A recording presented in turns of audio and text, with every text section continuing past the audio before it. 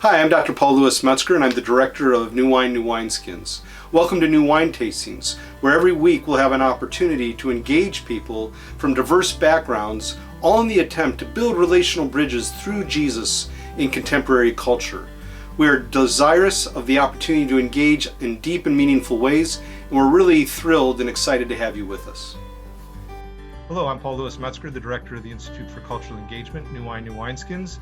Welcome to another episode of New Wine Tastings, where we're seeking to build relational bridges through Jesus in contemporary culture. And one of those bridges is between faith and business.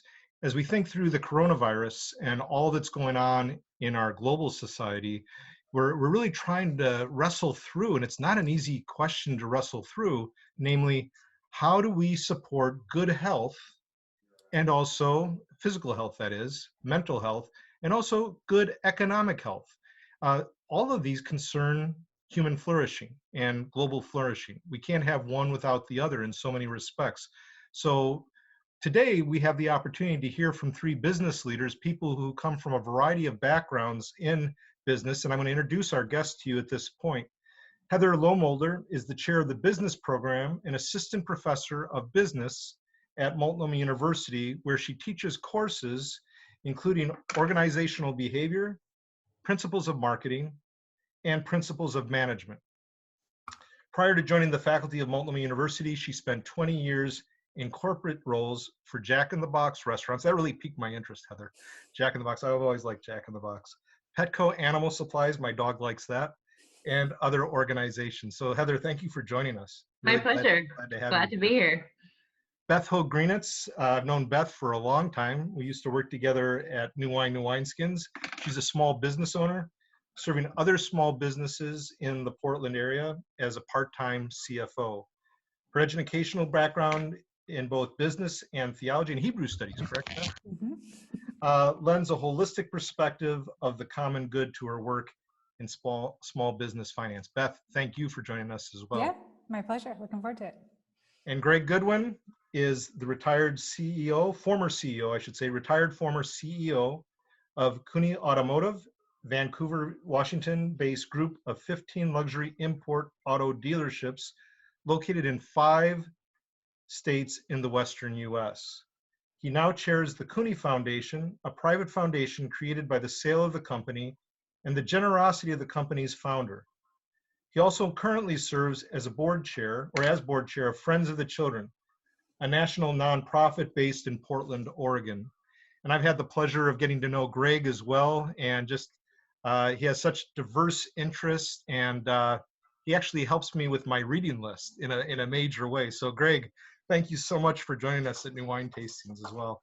Thank you, Paul. So we're going to start out with a question, and I'm going to include all the interviewees on this question and with all the questions to get their diverse perspectives. We'll start out with Heather. Heather, how do business leaders navigate or balance risks to the health of employees and customers with risks to the health of companies, which of course also bears on the well-being of employees and customers too? So Heather, if you could start out by answering that, and we'll turn to Beth and also Greg. Sure. Well, I think the first thing that comes to mind for me is thinking about long-term versus short-term. So we heard this week there are 36 million people who are out of work. Obviously, we would love all those people to come back to the workforce, but there's this short-term and long-term ramification. If we get people back into the workforce more quickly and then there's a rebound come fall, then the workforce, it could just delay the time that group of people is out of work. And so I think that's something that businesses need to think about. Yes, we want businesses to ramp up. We want businesses to get back running again. We want the economy to be back to normal. But the sooner that we do that, if we do it too quickly, there could be long-term ramifications and it can be worse overall for our economy.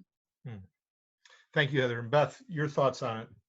Yeah, I think Heather raises an excellent point and just illustrates the incredible complexity of the situation that we're in right now. I work with about 25 small businesses in Portland, many of which are very small, and this current situation poses an immense risk to their viability. They don't have the kind of capital reserves. They couldn't possibly have the kind of capital reserves that it would take to sustain what we're potentially looking at in terms of 1 to 2 years of the kind of society that we're having to live in right now. The situation is so incredibly extreme that I think that some of these very small businesses that I work with, for them, the equation is very different than for a much, much larger company that might have access to different opportunities. At the same time, for really small businesses like this, I think there are a few advantages. First of all, employees in small businesses like this oftentimes are family members or otherwise spend a lot of time together. Maybe they're friends or whatever. And so their isolation pods sometimes contain their coworkers in ways that larger companies may not.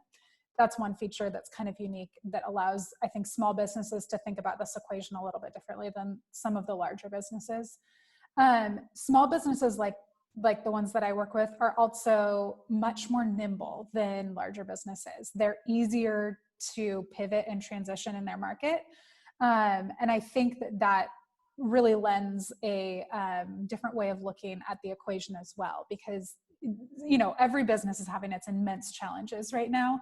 And of course, for a large business, while, okay, yes, they may have different access to different sources of funding and liquidity, their immense obligations are much huger than for small businesses, of course. So I think it is an unfair dichotomy to say that, large businesses are more capable of withstanding the storm because they have access to different forms of capital. They also have different obligations that are much larger. And so their need is just so much huger. But because those obligations are often smaller for small businesses, I do think that they have an opportunity to be able to pivot more easily in the market, to be able to introduce new product lines faster or change their form of delivery to make it more compliant in this current situation. So I think that there are different ways that large businesses and small businesses are having to look at this equation between small business health or large business health, company health, and societal physical health of customers and employees. And hopefully, what I'm working around the clock with my small businesses to determine is there a way that those can be compatible, and trying to take creative problem solving approaches to that. For some, there just isn't. I mean, there are a few that just simply are unable to pivot. But for a lot of them, there actually are some really creative ways that they can say, okay, we still have a product, or we have a niche in the market, or we fulfill a particular need for our customers that is still desired. And maybe we have to fulfill that differently now. So, is it taking a look at the local coffee shop that says, what we provide is not just a cup of coffee, it's an experience, it's a feeling when you walk in, it's an opportunity to connect, and how do you transition that product to the at-home experience? I think that for a lot of businesses that are committed to hanging on, I think it is a matter of saying, okay, our what we deliver as a business does not have to be incompatible with health, but how do we find that happy medium, and how do we pivot such that we can meet the new need, meet the same need that we have always met, but in a new way. Anyway, I do think that in my world, and I don't work with large businesses, so I just can't speak to that, but I do see some unique opportunities that small businesses have to be able to respond right now, and meet the needs of their customers and their employees in ways that are safe. And I think that a lot of small businesses are incredibly, incredibly committed to making the changes that they need to in order to be safe and treat their employees in a safe and distant way, and same for their customers. And I think that that they are able to make some of those changes practically, logistically speaking, much more nimbly and quickly. And because it is often such a small group of people, they can be really, really committed to those new measures. And some of the best experiences that I'm having with commerce right now are with really, really small businesses. Thank you, Beth. I really appreciate that as well. Further to what Heather was saying, and we'll have opportunity to revisit some of those matters as we think about risk and calculations for the future. Greg, you've worked in larger business settings, and so how do you see it play out in that context? You know, Heather was speaking to corporate context in many respects, and Beth to smaller business context. How about for you in your own situation, your experience over the years? How would you see this playing out? Well, honestly, the frame of reference or the best analog to what businesses must be going through right now for me personally was the great financial crisis. I was running my company at that time. It was a couple of years following the death of the founder, and he was always my go-to when we faced any kind of challenge and was no longer there. I think I really took then and take now more of a stakeholder than a shareholder approach to business. So I think you've got to really make a list of all those stakeholders, and of course they involve your employees and your customers and your shareholders and frankly your suppliers, et cetera. In the automobile business, that was a unique relationship between the manufacturer, the OEM, and the dealer. And then I think you've got to face those challenges. I love what Beth said when she said you've got to think long term. I think if you see yourself as a steward as a servant leader, then you've got to put safety first. Safety for all your stakeholders, safety for and security for, especially for those that you're directly responsible for, such as your employees and frankly their families. So I think this is a different challenge, obviously, because it involves health and safety and not just financial risk. And I can't imagine what a lot of business leaders are going through. I've transitioned from being an employee and a CEO and shareholder to more of a landlord now. And so I have different set of challenges. But this is really I think for a lot of people feels like an existential risk. And I think, first and foremost, don't hide from it and get everyone involved and make sure that, the sacrifice is distributed as equally as you possibly can distribute it. I appreciated what you said about stakeholders and shareholders, Greg, and I appreciated the nuance involved with it, that you did not, that you did not favor shareholders over stakeholders. I mean, I do think personally that's an ethical issue, but you also include the shareholders in stakeholders because they're part of it as well. So, right. So often we pit them against one another, but I appreciated how you cultivated the connection and yet still showed an affirmation first and foremost for the whole gamut, not just the shareholders. And what about the government? Paul, do you mind if I interject real quick? I just thought what Greg had to say about distributing the sacrifice equally was really poignant as well. I think that we are having this moment as a culture of recognizing frontline workers and realizing that our most essential workers are our lowest paid workers in our society by and large. And I think that is coming forward in a way that has been very invisible previously. And we're all suddenly really realizing how true that is. And because those people are so exposed, the people stocking our grocery shelves are so exposed, I think that concept of distributing the sacrifice equally, while of course people in more corporate roles are able to work from home, it's an interesting concept. And Greg, I don't know if you have any concept or ideas of how some of that gets more distributed equally. And of course it can't just simply be, that means that the C-suite is now stocking the grocery shelves. I don't imagine that's probably what you mean, but maybe there's financial sacrifice that some employees make while other employees are taking larger risks with their health or something like that. But I thought that was a really interesting calculus. Well, thanks for bringing it up. Is it okay, Paul, if I respond? Yes. I really appreciate the way you extended that thought, Beth, and I appreciate everything that you said. I think that this crisis is really going to, I hope, bring about a reset with with respect to um, the dynamic between capital and labor. I felt for a long time that our tax policy, government policies, et cetera, really favor capital over labor. I think labor's lost a lot of power in the last 2 or 3 decades. Obviously, it's resulted in a great deal of inequality.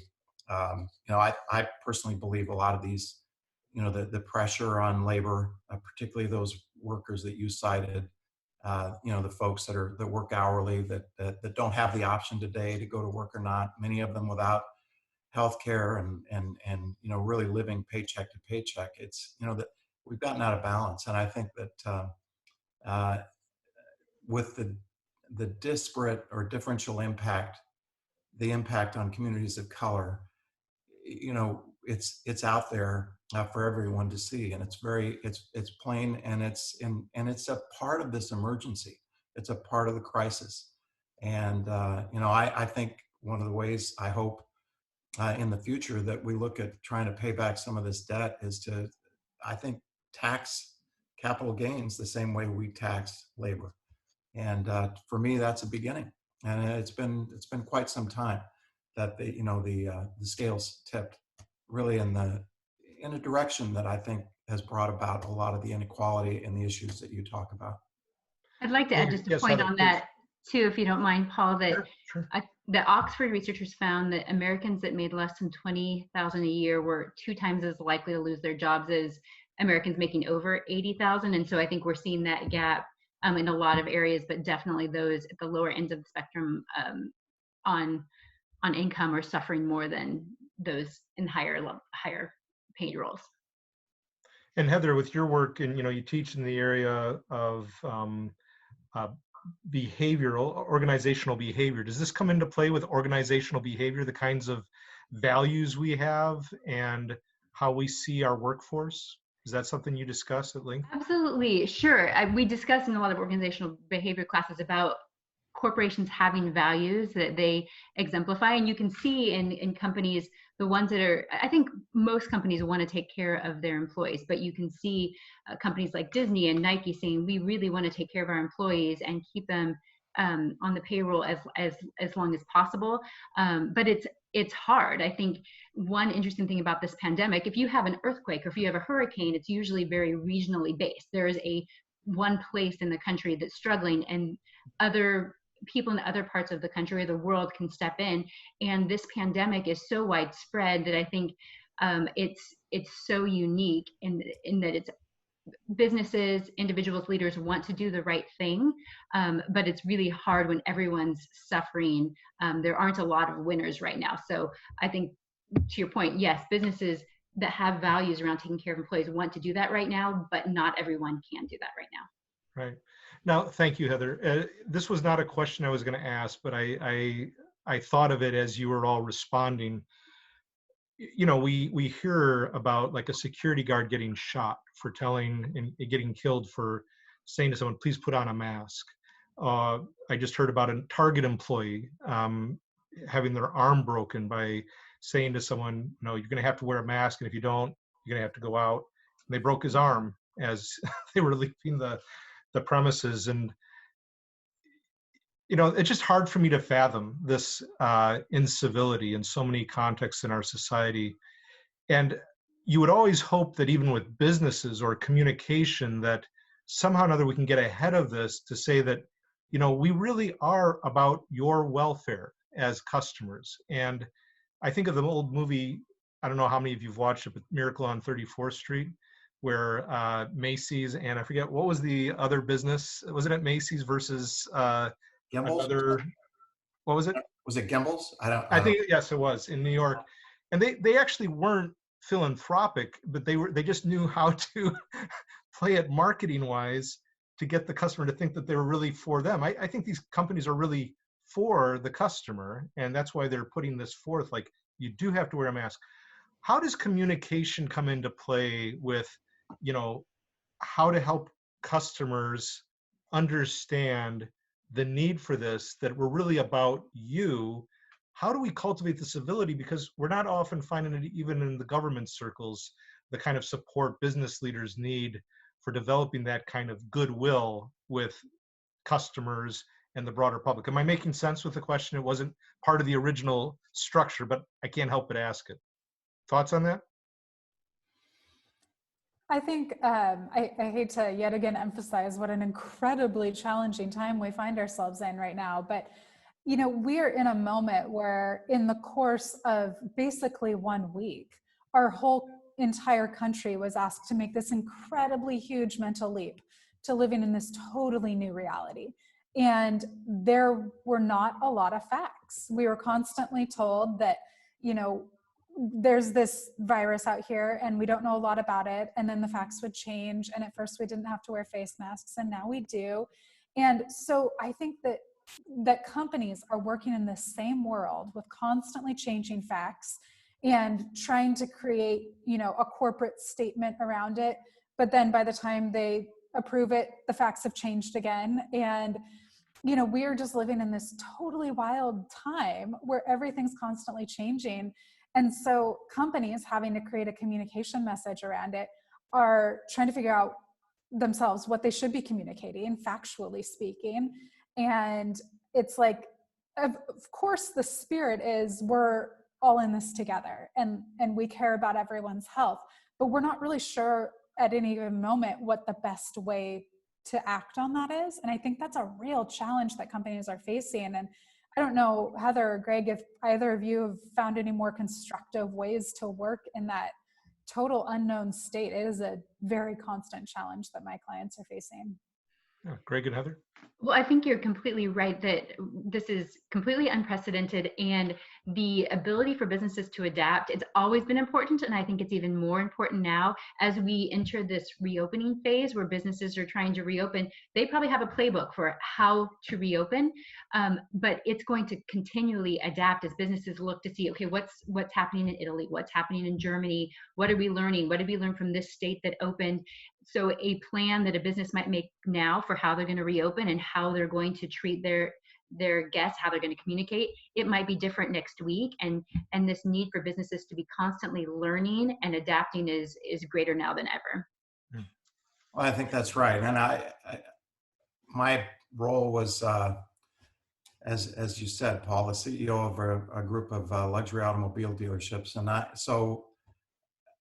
I really found it necessary and valuable to make sure that every customer-facing employee in the company knew exactly where I stood and where the company stood with respect to our values, with respect to, what doing the right thing really means. And we emphasized it again and again. And then to be empowered once you have the knowledge of where the company stands, then most people know what to do in most situations.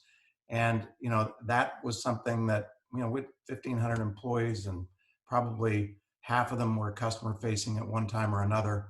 And I think today, to Beth's question about, and your question about what do you do with respect to someone who's asking and acting in a manner that's creating issues either of safety or, the experience that other customers are having, et cetera. And I think, people have to be empowered to address the issue in the moment. And today, when we've got people marching around the Capitol in Wisconsin and in Michigan and elsewhere, carrying guns and refusing to wear masks, et cetera, those people find their way into the workplace as well. And, you have to put safety and security and tolerate a great deal from your customers, but I wouldn't tolerate everything. I just don't think you can, especially now. And there's so much distrust, isn't there? Mistrust across the board in so many sectors of our society. And it's almost like a perfect storm in which we find ourselves. And with that being said, and thank you for those excellent responses, what can business leaders learn from the current crisis on how to prepare to navigate and to risk possibilities in the future? So again, how to prepare to navigate risk possibilities in the future. Any thoughts on that as we continue this conversation? Greg or Beth or Heather? Sure. Seeing, oh, Go ahead, Heather. Please. well, I think we're seeing that businesses didn't have the plans and procedures and policies in place that they could have or should have. And I think in hindsight, once we're through this, there should be a period where businesses sit down and have kind of a post-event review to say, what did we learn? What can we do differently? What should we have had in place? So that instead of in this time of panic, businesses having to think through how do we react, that businesses can proactively have plans in place to prepare. And I think it was a bit of a failure of imagination for all of us to even anticipate something like this could happen, and businesses didn't have policies. And you saw in March just a lot of reacting to the situation because no one had anticipated something of this scale. It's funny. It's like the only industry that actually saw this coming was the insurance industry that managed to write pandemics as an exclusion into all of their policies.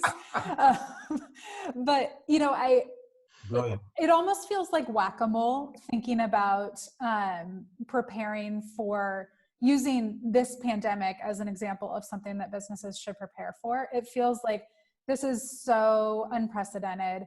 How likely is it that it's going to happen again? And every business is going to have to do that risk analysis.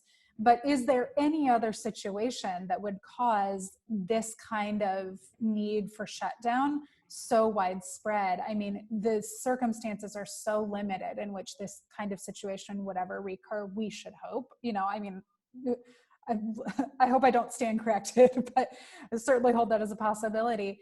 You know, it's like we go through risk analysis all the time for all of my companies. And I'll admit it was a total blind spot for me. This was nowhere on my lists. And you're totally right, Heather.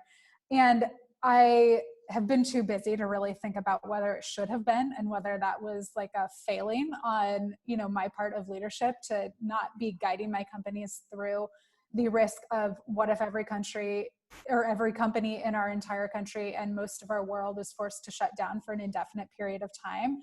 I mean, it's almost like for a lot of businesses, the only answer is that they just can't be in business. I mean, there's just no reasonable way to store the kind of cash reserves that you would need to potentially weather 2 years of like, you know, 10% sales. And so, you know, I think that there's almost a sense, and of course this is shadowed by, you know, my culture, my context that I work with. But yeah, I mean, I think it feels to me, and maybe this is just like my trauma of living and working through this, but I almost have to say, like, I don't know that we can look at this and try to even think about what would happen again, or what would we do if it happened again, because like what we would do is probably close a lot of these companies. And, you know, and at the same time, like earlier, I spoke to the need to be nimble and how that's definitely carrying some of my companies through. And I think that's really true. But would I advise some of my clients to go into business if I knew this kind of thing was going to happen every 5 years? I mean, potentially not at all, or for some of them it would look different. But at the same time, to store up, you know, whether it's cash reserves or otherwise, to weather this kind of storm, I mean, at the same time, because it is so infrequent, I mean, you'd be tying up so much capital for a really low or small risk. It's hard to convince a small business that that's a worthwhile place for them to store their very limited resources. So, I mean, I think that's a piece of it. Of course, there's more than just capital involved. And, you know, I mean, I think that well, I think, Greg, you spoke to a point earlier that maybe you didn't mean to address this question, but I think it does, is giving employees the autonomy and the trust and the confidence to be able to be making decisions unilaterally for the company. And I think that spirit, I mean, you were referring to it in a fairly specific way in terms of employees being able to make decisions about customer safety. But I think that spirit, to the extent possible, and this is of course more possible in small businesses, but to the extent possible that all employees are part of the team that shapes the company and the way that the company engages with customers and the way that the product is designed, whatever that product or service may be. I think that has immense power to make a company more nimble, to be giving employees that kind of autonomy, that kind of trust to be able to innovate for the company, and to be looking to employees for that kind of input, I think can be really valuable. Because otherwise you're relying just on a C-suite or on a, single owner or a single executive to be making decisions for, customers that they may be disconnected from, and employees that they may be disconnected from. Thank you, Beth. Greg? Well, what I'd like to see more often in the C-suite is a little more humility and the understanding of their dependency on, everyone. The minute you leave the room, people are, pretty much in control of their activities from that point on, unless you found some way to track every keystroke, which I never really wanted to do. I think this is a unique risk, but we've been warned of many things through the years. As the world's become a lot more complicated, the power grid is at risk. What would that look like? It would look a lot like this, except for perhaps a shorter period of time, or natural disasters that occur. Years ago, I heard a lot from Akio Toyoda, the head of Toyota and Lexus in Japan, what it was like to be in their situation when, as he pointed out, he flew over the entire region in a helicopter once, and he said, imagine if everything from San Francisco to Los Angeles was obliterated. And, they've recovered relatively well. You're talking about the bombings? No, pardon me. I was talking about the tsunami. Oh, the tsunami. In 2011. And, how devastating that was to, Japanese business in general, especially to automobile companies, which are a very important part of their economy. And, it was a huge setback for them, and took years to recover. But, I think this is an important question with respect to risk management and being able to foresee, these kinds of systemic challenges. And I hope they don't happen more in the future. I heard somebody speaking about this yesterday, and he said, this may not be a pandemic. It may be endemic. And, they're just saying that we might be with this for a long, long time. And we all want to see a vaccine or a cure in, a year or two or less, if that, and I pray that happens. But, if it doesn't, how will businesses have to pivot and adjust with respect to, really making long-term changes that I think even today, few of them are probably contemplating. The restaurants want to open, but the customers want to eat in a restaurant, and that dynamic, which I think may play out for an extended period of time, and make it a real challenge to recover. There were things that came up as the three of you were sharing that I think is worth highlighting, emphasizing. When we think about business leaders can't control what might happen. I mean, one can prepare to an extent or to a large extent, but there are all kinds of situations that can occur that are beyond anyone or any nation or any business's ability to know that that's going to occur. Beth, you said that the insurance industry was prepared, but not necessarily anyone else. And I think, but while we can't control at every turn what happens in our society, there is a sense in which we have a little bit more control about what kind of leaders we'll be. And, I heard you talk about flexibility at different points in the conversation, that how to navigate, how to be nimble is certainly key. And I love the kind of, so much in the human spirit. I see it in Steinbeck's works. I love Steinbeck, and you see in Grapes of Wrath how the people rise up and they're resilient. So I love the resilience. I love the entrepreneurial spirit. I see this in Americans so often, and other people's. The collective goodwill that occurs in many contexts. You also spoke about good communication is needed. Greg, you had mentioned this earlier, that even though you don't want to be following everyone around, you still are in a sense responsible to communicate a value and a vision for the whole company, so that while you can't be everywhere present, they have enough sense and confidence that they understand what you're about as the CEO, and you have enough confidence in them that you're not going to micromanage them. I think that kind of trust, communication, confidence, resilience, so on and so forth, in addition to what was said earlier about, we need to equalize this. You think about people of color, the frontliners. It goes back to King with Montgomery, or Memphis rather, with the garbage workers. The night before his assassination, he was there to help bring better safety measures, and was done in right at that time. So all these things about concern for the stakeholders, first and foremost, as a corporate reality of all the people and all those concerned. But could you speak to that issue about the kind of leader in business that you all would like to see? I was reiterating what I heard from you and building on that during this conversation today. What are those values that you would say, no matter what size company, you'd want to see in a business leader to help move people through difficult times? I'd love to reinforce what you said about communication. And I think at this time, leaders need to over communicate, because when people don't have information, that's when rumors start. They fill in the void with rumors. So if leaders are over communicating, it sets people's mind at ease about what's happening. Even if it's bad news, that saying more, it avoids this idea of people having to fill in the gaps with information that they're making up on their own. Thank you, Heather. Others?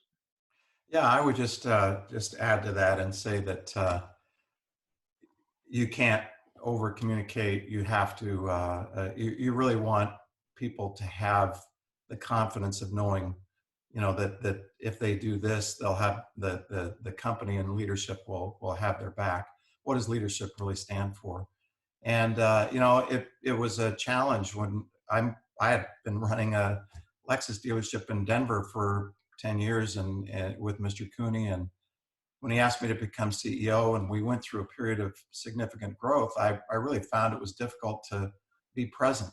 And so we started producing, fairly high quality videos that, I certainly depended on my general manager partners to convey the message, but I also felt people, knew they were working for a larger company and they wanted to know about us. And so spent a lot of time in that. By the way, with respect to your comment about Steinbeck, I just read The Old Man and the Sea last week, and I guess it's why I look this way. It's not because I can't get a haircut. So you're bringing in Hemingway, huh? You're bringing in Hemingway. Hemingway, what am I saying? Yeah. Oh, yeah, that's ridiculous. That's a great one too. I had Grapes of Wrath and The Old Man and the Sea on my nightstand. Next thing is Grapes of Wrath, which I've never read. But by the way, Old Man at the Sea, talk about resilience, right? I mean, talk about resilience. Yeah, absolutely. Yeah, great book. But anyway, I think you're right. You can't over communicate. And I think for me, running a dealership was a lot like being the mayor of a small town, because you never really knew when fire was going to break out, or the place was going to be held up, or you just had to be good at catching a variety of fly balls in the moment. And this is the biggest, hardest fly ball to catch. What leaders are going through right now. But they, as I said before, they just have to face it together, not try to face it alone. For believers, face it in prayer, and understand that a lot of people depend on you.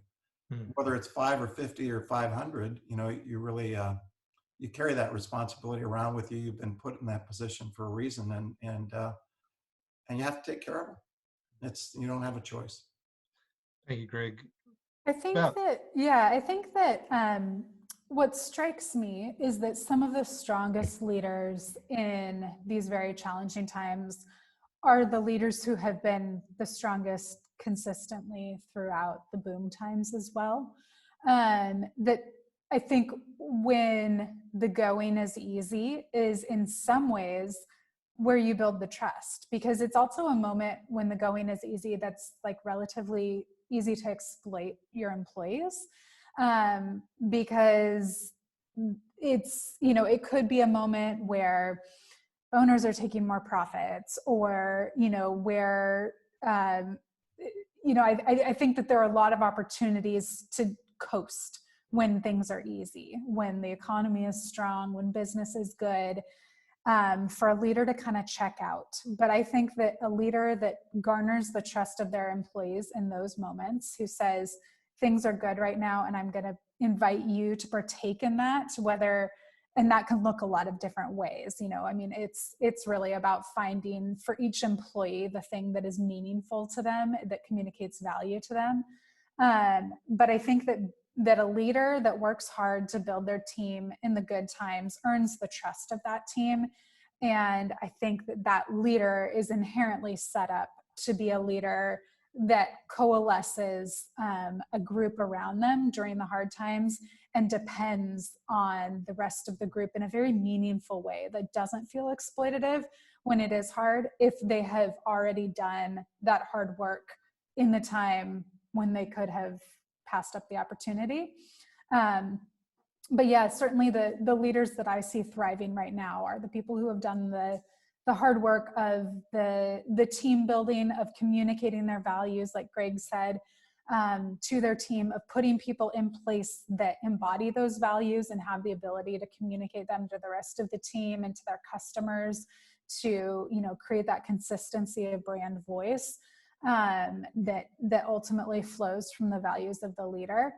I think that those people right now are weathering the storm the strongest, partly because they have the most loyal teams around them. They have the people that are really in it as a team, not just as a job, but that really care and say, we're committed to making this work for each other, for our customers. And I think that those teams have a lot of resilience, and ultimately, so many of these companies are the success of the people that build them.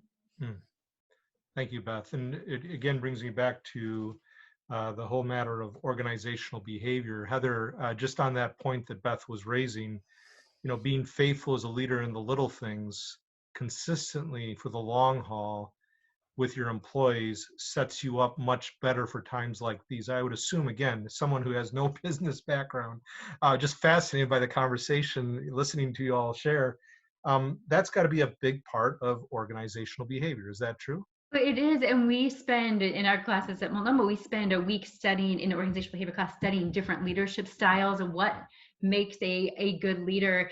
And I think this one theory of leadership that our students really resonate is this idea of servant leadership, that the leaders who are constantly thinking, not thinking my employees are here to serve me, but as a leader, how am I here to serve my employees? And if the leader is serving their employees, and then those managers are serving their people, then ultimately the customers benefit because people are taking care of the customers. And so it really does relate. And these are trying times for leaders. Being a leader is hard on a good day. Right now, I think leaders of all organizations right now, it's hard. It's a challenging place, having to be the one making the tough decisions when there's so much unknown. It's really a challenging time. Something that we'll be talking about in a minute, again, surfaces for me even here. A book that I'm just fascinated by, a professor of philosophy at Harvard, Michael Sandel, wrote a book, What Money Can't Buy, The Moral Limits of Markets. And he believes in a free market economy. He says, I have no issue with that. What I do have concern over is a free market society where the only thing that has value is the dollar. And what I hear you saying is, of course, dollars matter.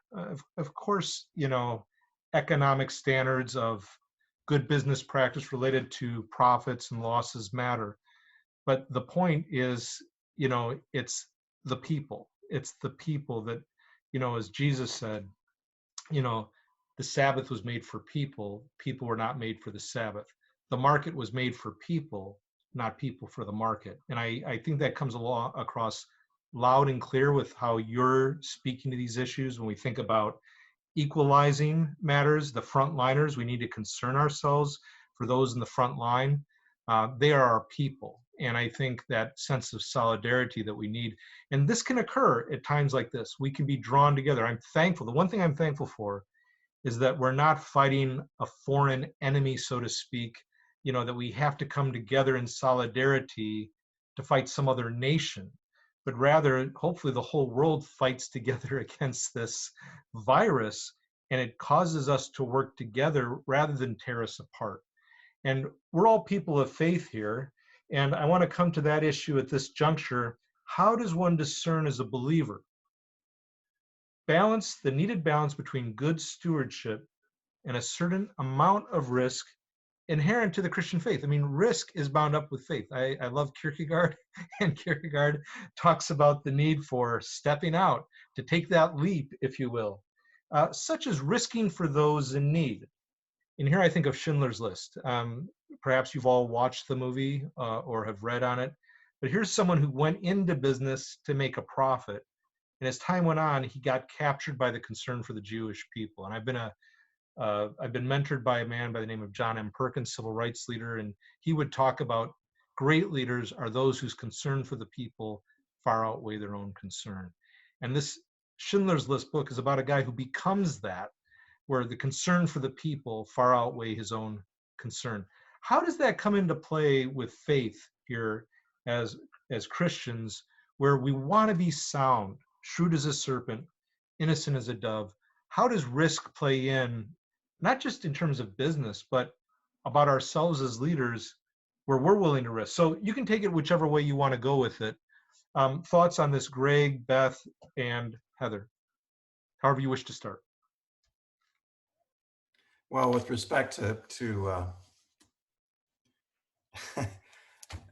that's a remarkable question, and it puts me in mind of when my wife and I was 40 years old, and we were investing all the money we had in a business that we had no idea if it was going to be successful or not, and we just had a prayer over it, and I said, say goodbye to this money, because we may lose it. I'm not absolutely certain that this is a good idea.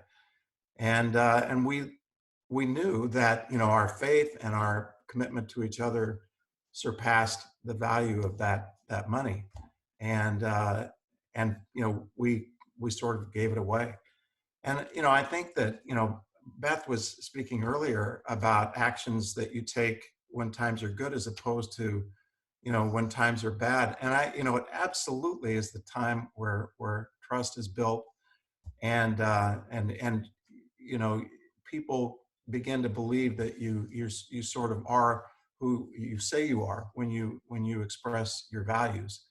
And this is a time of testing.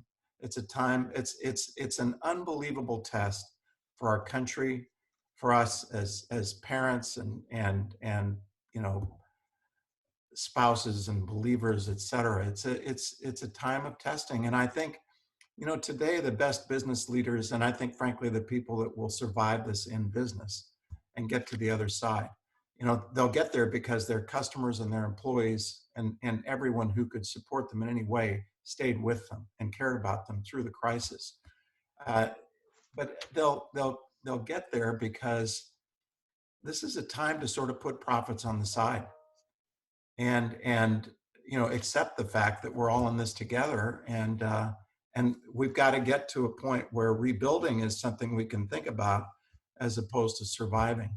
And I really believe on the other side of it, we'll need our employees, we'll need people to stick with us, and so there's, as I said before, there needs to be a sense of shared sacrifice. But as a believer now, I think it's you just have to, I talked to my cousin a couple of weeks ago, and I said, if it makes you feel any better, we're all a lot more equal now, because he was, one of those people complaining about inequality all the time. I complain about it too, but believe me, as an investor, I can say that we're closer, and that's okay. What's more important is how we get through this together, and do we have a country and a community and a family and a church and et cetera? Do we get through that in a sense that, we can all look back and feel that we've done the right thing? cared for one another. Thank you, Greg. Beth and Heather? Paul, I think that, you've sent out this question in advance and I've been wrestling with it because I think that the question for me is, what is the risk that God wants us to take right now? What is the right risk? Because I don't think that the right risk is taking risks with other people's health. And so it's a different, like in some ways, the riskiest thing to do right now is to stay home. It's like the safest thing to do is the riskiest thing to do. I think for some businesses, the riskiest thing to do has been to shut down completely. There's a restaurant a restaurant group in Portland and has national locations where the owner decided to stay open for the first week or so of the pandemic. And then he lost a good friend to COVID, and it became so sobering to him. Andy Ricker is his name. He owns Pok Pok and several other restaurants. And that loss was so sobering to him that he realized he couldn't keep risking his employees' health because of what this virus had done to a friend. And of course, having that personal experience is so, brings it home. But to him, the risk that he made, and to my knowledge, he's not a believer. I'm not necessarily putting that risk calculus that he made in the context of our Christian faith, but it is just to say that for him, the risk was closing his businesses and potentially losing everything because, I don't know anything about the viability of his business if he's completely closed down, but, it makes me imagine that he realized that the risk to his employees' health was too risky, and the right thing to do is risk his own business, his own livelihood by closing his companies. And that's not the calculus that everyone makes. It's not the calculus everyone needs to make. But in some ways, it is this question of which risk are we being asked to take right now, and which one is the right one? And I don't really know. I mean, I feel a little confused about that every day. And part of it is that my household is living in this dichotomous world. My husband is a respiratory therapist, and so he is very much on the front lines. He's operating the ventilators that are keeping some people alive right now. And we sleep in separate beds right now, and we try to stay 6 feet apart because he is exposed to people with COVID every day. We've been doing that for the last 2 months, and we'll probably continue doing it for a long time. And yet I am working in this world of just trying to keep some businesses alive in the midst of this economy. And so, this is a very real thing in our house of looking at the two different risks that people are facing, that our world is facing, the tensions that we're living in. And every day we're like, we don't really know which risk is the right one to take. We kind of just have to keep marching forward and being challenged by the circumstances that we each find ourselves in, and allowing those to inform, each of our thinking, and realize that it's more complex than our individual lived experience. So I don't really have an answer, but I think it is a very real question. Thank you, Beth. And I agree. It's a hard thing to grapple with. I think as Christians, as Christian business owners, knowing that ultimately these are God's businesses, and as a business owner, you're the steward of God's business. And I think having that perspective, God gives, God takes away, and it's clinging for something that's out of your control. The government's closing down, not letting your restaurant open. It can put people in this position where they feel very trapped. But just having this idea that God is in control, it's his business, I'm here to run it, I think can help people of faith grapple with what's going on, knowing that it's not really ours. This is all God's, and we're just here to run what he's put on earth. Yeah, thank you, Heather. And as the three of you are talking, I hope those who are viewers and listeners of this will really hear as well that you're accounting for the complexities. This is not something that can just be put out there by way of a tweet or a Facebook post. These are complex dynamics. And I think in our faith communities, we have to cultivate conversations. Greg and I have talked about the subject of deep literacy, which is so hard to have in our society today. But how do we cultivate complexity in our conversations that we account for how, these are challenging times. It's not that we want to be, vague and just shoot for ambiguity, but we have to account for the ambiguities. Like Beth, you had said, we don't always know. You're grappling with it right now. There's not like there's a definitive answer at every turn. Thou shalt do this. We wish that we had that. We don't know. We hear different things from even very credible sources in the scientific community. Fauci, I love how he engages, where he was being challenged that you need to be more humble, and he said, "Well, I hope to be humble." And it was by a senator challenged him on the subject. He says, "Well, I hope to be humble. I think I'm trying to demonstrate humility because we're not quite sure yet where this virus is going to take us. So we need to be cautious." He wasn't saying he had all the answers. And I think humility goes a long way, that, we're trying to get answers. And I think in the faith community, we need to be people who are wrestling through it together, hoping the best, thinking the best of one another, operating with a sense of charity, accounting for the complexity, and doing what we do in community is so key. And I think that starts in our Sunday school classes. I think that starts in our sermons. I think that starts in the conversations around the coffee after church, even if it's 6 feet apart or on Zoom these days. I just think we have to have that. And I think the three of you, are really accounting for the diversity of themes that have to be addressed in this, including complexity. Faith is bound up with not having certainty, but a confident assurance in God's care. Any last thoughts that you would have for us, for our viewers and our listeners, and for me, as I try and navigate all this myself? Surely you must have something. Well, I'll just say that it's funny you should bring up that article about deep literacy, Paul, in the context of somebody conflating Steinbeck and Hemingway. So I'm pretty embarrassed by that. I had also I'm sorry. I just read Cannery Row. I'm glad you pointed it out. That was really funny. But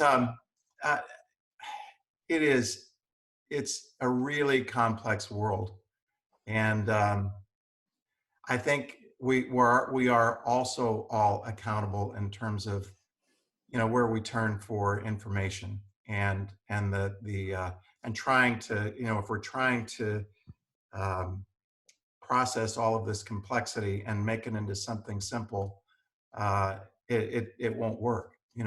We have, as I said before, every aspect of our this country with respect to all of us living together and being able to trust one another. It's all being tested, and I'm very confident, optimistic that we'll get through it. That we'll listen to our better angels, but it is a test, and this thing that's being played out in the halls of Washington, D.C., it's very important. And I think there are people in the faith community that certainly see it differently than I do, and they have every right to. But we can't be at war with the virus and one another at the same time. And I just hope as this crisis unfolds, we don't slip into the latter, because the former really requires all of our attention. I'll come back to that in closing too, with Lincoln's speech on the better angels. I think that's important as we move forward and not have a cultural civil war. Beth and Heather. I think my thought on this, and this relates to these are trying times, these are complex times, these are scary times. And so I think the thought that I have is around taking time for prayer, just for balance, to not overwork and to not fill our time with too much noise. I read just recently that one of the VPN providers is finding that people working from home are working 3 hours a day more from home than they had in their offices, because it's harder to have boundaries when the computer is there. And so I think for those watching this, to just think about how can you set aside intentional time, knowing that it's stressful and you need to overdo getting sleep and getting exercise and taking time to read and to invest in things, because it is such a trying time. Good practical wisdom there, Heather. Thank you. Beth.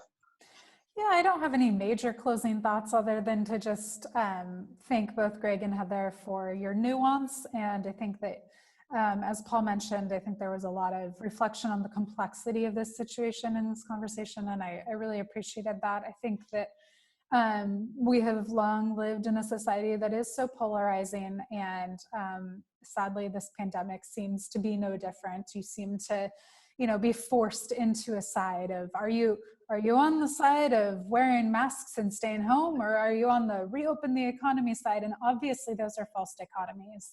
And so I just appreciate hearing faith leaders, faith business leaders, being able to recognize how incredibly challenging these decisions are and how there aren't necessarily right and wrong ones, but that, we are all seeking prayerfully how to support the common good together and ultimately help our communities work together to survive this.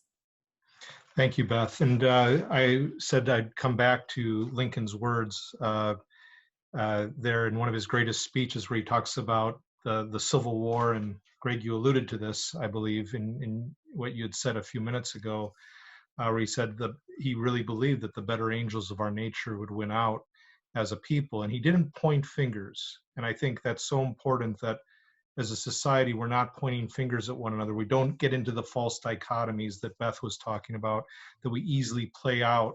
We really need, if we're going to survive this, we have to thrive through it together. And as much as Lincoln, was a person who was involved in warfare, no question about it, he didn't play blame toward the South. He didn't say that the North didn't have something to be blamed for. They did. I mean, Wall Street, I have to say that Wall Street was built on the backs of slavery and the cotton industry. So it wasn't just the South, it was the North as well. But he also had a sense of divine providence moving us through this together, that the better angels of our nature would win out. Thank you very much, Heather, Beth, and Greg. It's just a delight to interact with you. And I've been so built up through this discussion, dealing with the complexities of the matter, and also just the genuineness of your concerns and working through all this. Thank you, each of you, all of you, for joining me for New Wine Tastings. I'm Paul Lewis Metzger with Heather Lowe, Beth Hogue-Greenitz, and Greg Goodwin, signing off in this episode dealing with the subject of health risks to business and faith. Let's keep pursuing these subjects together as we move forward for our uncommon God, for the common good. Thank you. Blessings to you all. Thank you.